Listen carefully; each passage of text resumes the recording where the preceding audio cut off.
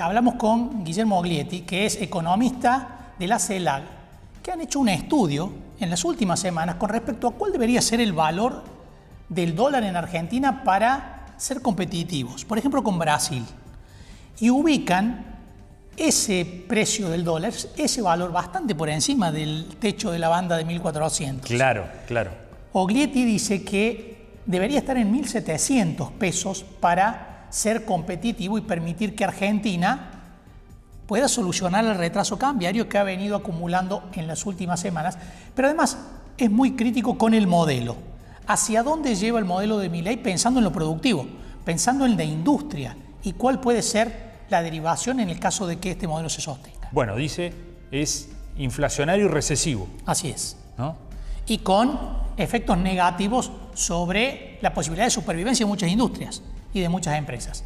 Escuchamos lo que nos decía Guillermo Oglietti. Sobre el atraso cambiario, yo creo que hay un consenso absoluto. Todo el mundo está consciente de que hay un gran atraso cambiario en Argentina. Una de las muestras de esos atrasos cambiarios es, por ejemplo, la masiva salida de turistas a otros países, como Brasil. Por eso hace un mes y medio, hicimos un ejercicio de comparar precios de Brasil con Argentina, por ejemplo, para que si comparás los precios absolutos, le pasás el tipo de cambio por medio, podés darte una idea de cuál sería el tipo de cambio que tendría que tener Argentina para tener los mismos precios que Brasil. O sea, hoy somos mucho más caros que Brasil. ¿Qué tipo de cambio tendríamos que tener para corregir esa diferencia y tener al menos los mismos precios que Brasil? Y bueno, depende del sector. Digamos, yo usé un ejercicio con varios sectores, desde electrónica, alimentos, bebidas. Bueno, y el promedio de todos esos sectores, de todos esos productos, que eran más de 30, me daba que el tipo de cambio tenía que ser, hace un mes y medio atrás, de 1.700 pesos por dólar. Hoy en día está en 1.100, ¿sí?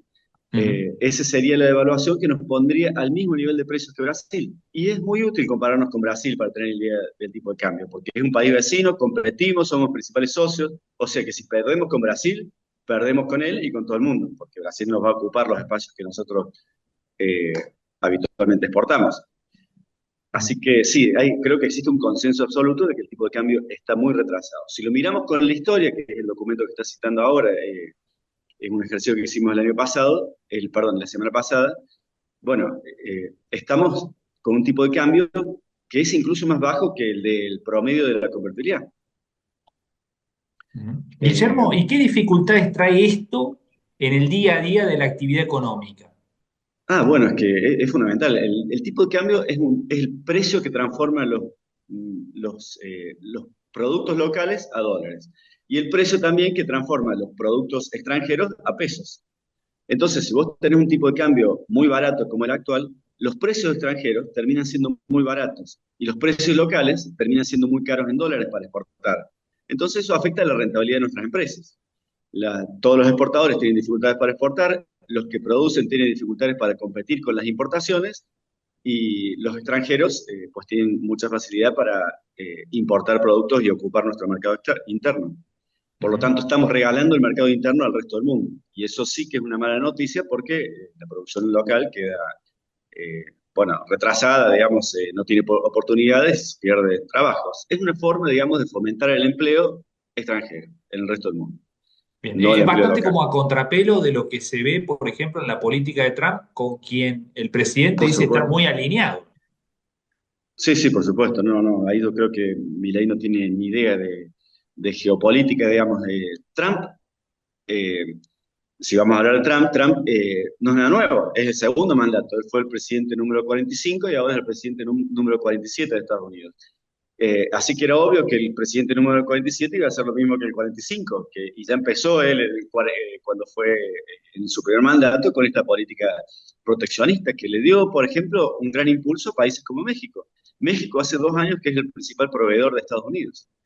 Digamos, esa política proteccionista, México, Estados Unidos con un buen criterio, me parece, ha mejorado las oportunidades para su entorno de convivencia, su metro cuadrado, que sería México y Canadá, y perjudicado a estas potencias emergentes que empiezan a desafiarla. Es muy interesante lo que está pasando en Estados Unidos. Para mí es demasiado interesante porque Estados Unidos hace muchos años que es un país que está en declive. Es un país que en la década del 50 era hegemónico en todas las ramas de actividad. No había neumáticos, tecnología, química, lo que fuera, las empresas líderes eran norteamericanas. Y todo eso fue decayendo, y primero perdió frente a Japón, después frente a Corea, ahora frente a China la pérdida es descomunal. Estados Unidos de los productos manufacturados tiene un déficit brutal, o sea, no solo tiene un déficit comercial con el resto del mundo. Si vos mirás la producción manufacturera, bueno, necesita inevitablemente el resto del mundo. Entonces Trump empezó a cambiar eso, porque era un problema hasta de seguridad. Eh, para no perder la hegemonía, esta élite norteamericana se empezó a dar cuenta de que ese modelo de globalización neoliberal, que era una regla muy básica, la globalización se entiende muy fácil como una regla muy básica. La regla es así de sencilla: te permito producir en cualquier lugar del mundo y desde ahí abasteces a mi mercado, sin restricciones. Por lo tanto, las empresas, entonces con esa muy sencilla regla, se desplazó el empleo por el mundo y se fue a Asia. Básicamente Asia, porque no es que vino a América Latina, digamos, ¿sí? Muy Claro. poco llegó acá. Y eso empezó a generar la decadencia norteamericana. Y hay muchos autores, a mí el que más me gusta es un francés que se llama Emmanuel Todd, que tiene un libro extraordinario que se llama Después del Imperio, y bueno, están mostrando la decadencia en todos los baremos, digamos, sociológicos, que van desde el punto de vista de la educación, la natalidad, la mortalidad infantil. Una decadencia brutal en todas las áreas. Y bueno, entonces es muy raro. ¿Qué ha pasado? Que Trump, en el medio, rompe con esa inercia que era la globalización neoliberal. Y eso es muy difícil de hacer, porque es como vos sos la Ferrari y estás ganando todos los 5 campeonatos seguidos. Y de golpe decís, bueno, vamos a cambiar de motor. Ya no vamos a usar ese motor de 6 cilindros, vamos a usar uno de 4. Bueno, es muy difícil romper esa inercia porque a Estados Unidos, por más que esté en declive, es algo que todavía todavía hay grandes sectores, los demócratas, por ejemplo, que se seguían beneficiando con ese modelo.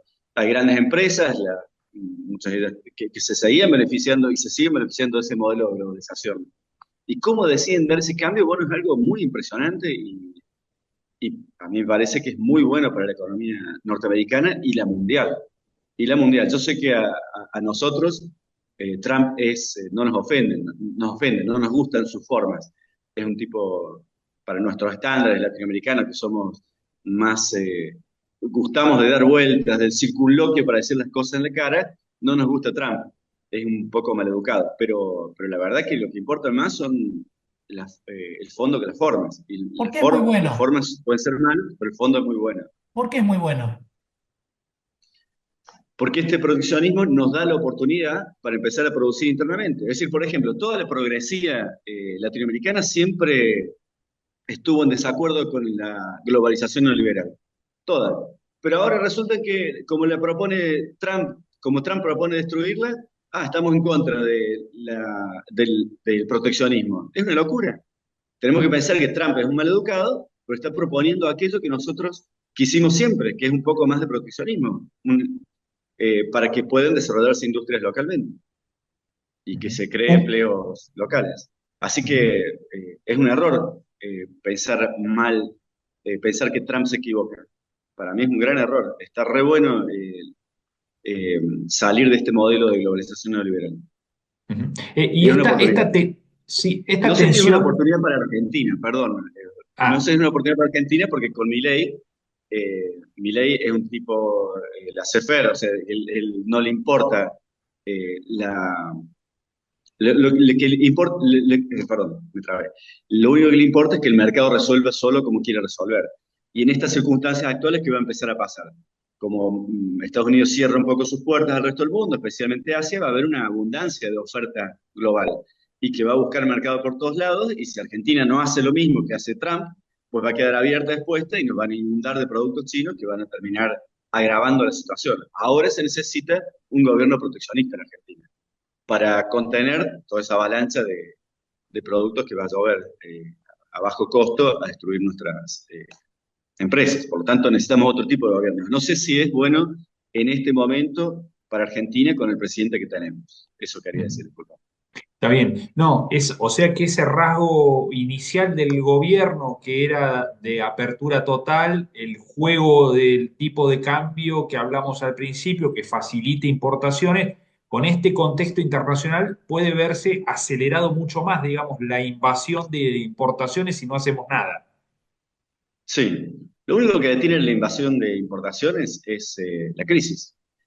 El modelo de Milei empezó con una gran crisis. Esa gran devaluación que hizo de 118,5% en diciembre del 2023 generó una crisis total porque destrozó los salarios de los trabajadores, quitó la demanda de los trabajadores. Entonces, al quitar la demanda, cayó la economía. Y eso permitió generar un superávit brutal exterior. Fueron alrededor de 18.000 millones de dólares, no me acuerdo exactamente la cifra. Ese excedente de divisas fueron generadas gracias a que Argentina no importó y sí exportó porque tuvo una cosecha normal. Entonces, a diferencia de 2023, 2024 la cosecha fue normal. Por lo tanto, entre una cosecha normal y una baja demanda debido a la crisis, generó un saldo de dólares muy importante. Por eso no tuvimos un gran problema comercial, por la crisis. Ahora, si Argentina vuelve a crecer con este modelo de Milei, con la regulación del comercio, con la liberación del comercio, digamos, porque ahora Milei hasta promueve el comercio, las importaciones, como una estrategia para bajar los precios. ¿Sí? Eso es lo que cree Milei. Entonces hay que abrir las importaciones para que los precios locales caigan. Y entonces, si llegase a crecer la economía argentina, pues imagínate, se va a acabar los dólares inmediatamente. Si el año pasado, con este superávit de 18.000 millones de dólares, no le alcanzó para revertir el problema de las reservas negativas que tenemos, las reservas internacionales negativas que tenemos, imagínense creciendo la economía. Cuando se presentó el presupuesto, ¿se acuerdan ustedes que el presupuesto para 2025 y 2026 preveía un crecimiento del 5%? Sí, 5% cada año, si no me equivoco, sí. Y bueno, eso era imposible. Yo hice ejercicios. ¿Cuánto sería, hacer ejercicios estimando cuál sería la demanda de importaciones con ese tipo de crecimiento? No, es absolutamente imposible. El modelo de Milei necesita dólares para poder sostenerse. Y esos dólares solamente los va a generar con recesión. Por lo tanto, es un modelo recesivo. Y va a seguir siendo. Este modelo no es nuevo históricamente en Argentina. Ha habido otros modelos que apuestan a esto, ¿no? Que han apostado a esto en otros momentos históricos. ¿Qué elementos en común tienen, como por ejemplo vos mencionabas, con la convertibilidad o con el modelo de la dictadura, con esto que se está viendo ahora como esquema económico? Sí, los grandes momentos parecidos a esto son la tablita, el modelo de Martínez de Oz, digamos, la tablita cambiaria y la convertibilidad. O sea, un tipo de cambio casi fijo o casi fijo como el que tiene Milei ahora, que se evalúa un 1% mensual, ¿sí? Esos modelos de tipo de cambio rígido son muy parecidos por ese aspecto. Y el principal, ¿por qué se hace eso? ¿Por qué se hace eso? Porque si vos usan como ancla de precios, ¿sí? Para que los precios no suban, usan el tipo de cambio bajo. Como el tipo de cambio está muy bajo, los precios tienden a estancarse un poco, baja la inflación. El problema es que los daños que genere eso al sistema productivo son mucho mayores. Ahora yo te pregunto, ¿la inflación siempre es un problema de exceso de demanda o insuficiencia de oferta? ¿Sí? Siempre es ese problema. Si vos destruís el aparato productivo, estás haciendo que la demanda sea cada vez más insuficiente. Perdón, que la oferta sea cada vez más insuficiente. Ujú.